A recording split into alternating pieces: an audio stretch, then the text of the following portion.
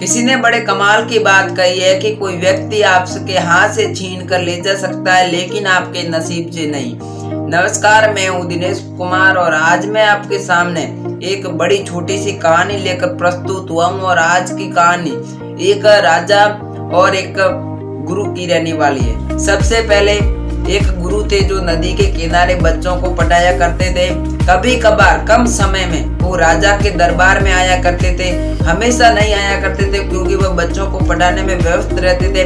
कभी कभार वह गुरुजी उस राजा के दरबार में आया करते थे। एक बार काफी दिनों के बाद गुरुजी राजा के दरबार में आए तो राजा बहुत चिंता में लग रहा था। तभी गुरुजी ने पूछा कि राजा, आप इतने चिंता में क्यों हो?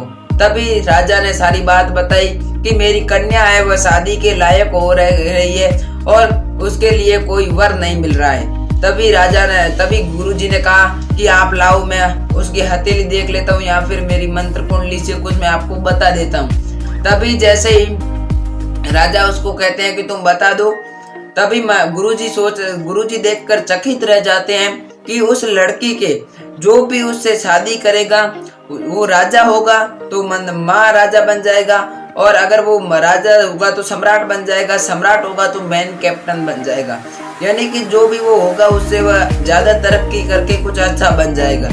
इसी बात सुनकर गुरु के मन में लालच आ जाता है और वह सारी बात राजा को बता देता है। लेकिन बाद में राजा को कहता है कि आपके लिए ये तरीका सेफ नहीं रहेगा।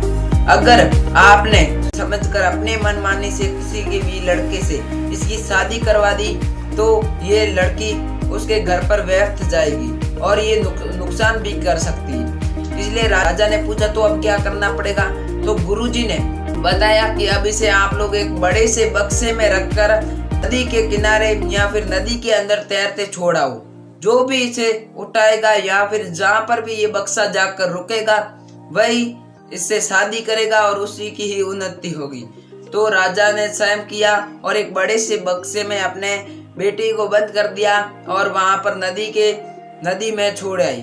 जैसे ही ये बात उस गुरु को पता चली तो गुरु दौड़ते भागते जहाँ वह बच्चों को पढ़ाता था उसी नदी के किनारे गया और सभी बच्चों को कह दिया आज की छुट्टी है, आज पढ़ाया नहीं जाएगा।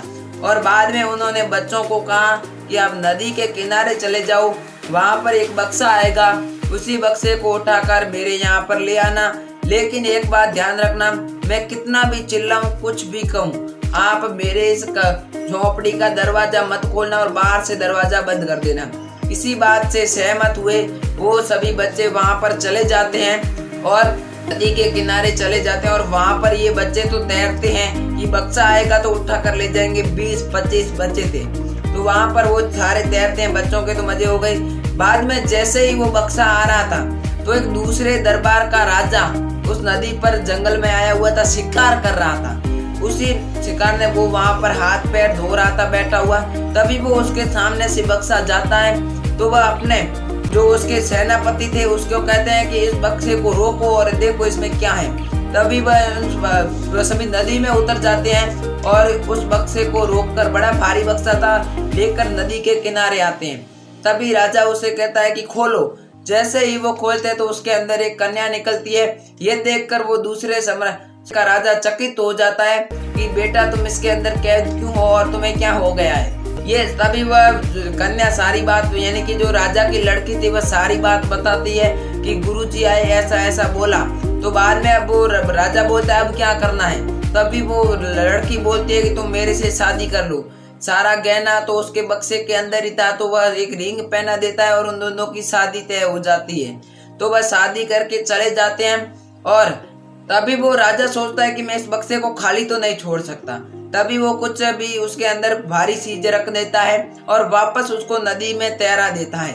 वो आगे जाता, तभी भी जब वो उस गुरुजी के बच्चों के पास पहुंचता है तो वह बच्चे दौड़े जाते हैं और उस बक्से को लेकर वापस गुरुजी के उस कमरे के या फिर झोपड़ी के अंदर उसको रख देते हैं। जैसे ही वहां पर वो रख कर चले जाते हैं और गुरुजी सो रहे थे तो रख कर चले जाते हैं और गुरुजी ने बोला था कि बाहर वाला कमरा लगा दे, बाहर वाली कुंडी लगा देना। तो वह कमरे को लॉक कर देते, दरवाजे को लॉक कर देते हैं, बाहर वाला कुंडी लगा देते हैं और बाद में वह सभी चले जाते हैं। इसी के साथ बारह वह सभी खड़े थे और राजा अंदर जैसे ही बक्सा खोलता है तो उसके अंदर एक बहुत बड़ा भालू निकलता है। भालू को देखकर राजा चिल्लाता है, बचाओ बचाओ।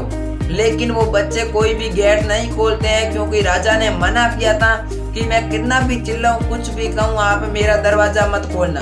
तभी एक बच्चा दरवाजा खोलने के लिए दौड़ता है, परंतु उस बच्चे को मॉनिटर रोक लेता है कि दरवाजा नहीं खोलना है। इसी के कारण ये सब होता है और राजा तभी मरते मरते बाहर बोर्ड पर लिख गुरु मरते मरते बाहर बोर्ड पर लिख देता है कि कोई भी व्यक्ति आपके हाथ से कुछ भी छीन सकता है, लेकिन जो आपके नसीब में है वो कभी भी नहीं छीन सकता। इस कहानी से हमें यह शिक्षा मिलती है कि जो हमारे भाग्य में है वो हमारे पास चलकर भी आएगा, और जो हमारे भाग्य में नहीं है वो आकर भी चला जाएगा। इसलिए मैं एक छोटी सी विनती करूंगा कि आप लोग हमारे इस वीडियो को लाइक कर दें और चैनल को सब्सक्राइब कर ले। ऐसी ही और प्रेरणादायक कहानियां देखने के लिए अगर आप हमारी ये कहानी फेसबुक पेज से देख रहे हैं तो फेसबुक पेज को फॉलो करके वीडियो को लाइक और आगे कहानी को शेयर कर दें। एक बात मैं जो आपको हमेशा बोलता रहता हूँ, अपनों के प्यार से, भगवान के आशीर्वाद से कर दिखाओ कुछ ऐसा कि दुनिया करना चाहे आपके जैसा। नमस्कार। अगर आप लोग रोजाना शाम 7:30 बजे प्रेरणादायक कहानियां देखना चाहते हैं तो आप लोग हमारे चैनल को सब्सक्राइब कर सकते हैं। Thank you. जय हिंद, वंदे मातरम। मिलते हैं नेक्स्ट वीडियो में।